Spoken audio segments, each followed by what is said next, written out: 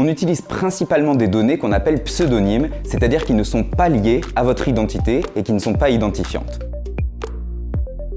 Les entreprises ne cherchent pas à communiquer auprès d'individus, mais elles cherchent à communiquer auprès d'audiences. Ce qui importe donc, c'est de constituer des bassins d'audience basés sur des critères sociodémographiques ou des critères de centre d'intérêt. Par exemple, un magasin de jardinage voudra s'adresser aux personnes qui aiment jardiner. Le magasin va essayer de créer une audience autour des mots tels que potager, jardinage, plantation. Une fois ces audiences créées, c'est auprès de celles-ci que le message publicitaire sera adressé, non pas à des individus particuliers.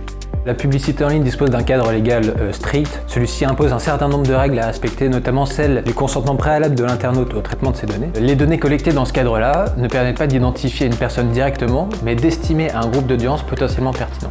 Alors, pour faire de la publicité en ligne personnalisée, on utilise principalement des données qu'on appelle pseudonymes, c'est-à-dire qui ne sont pas liées à votre identité et qui ne sont pas identifiantes. Dans certains cas, on peut utiliser des données qui vont permettre d'avoir une relation plus directe, par exemple votre adresse email, si vous avez souscrit à la newsletter de votre marque préférée. En revanche, et c'est très important, il y a toute une catégorie de données jugées sensibles qui ne sont en aucun cas ni collectées, ni utilisées à des fins publicitaires, comme le numéro de sécurité sociale, les orientations politiques ou les informations médicales.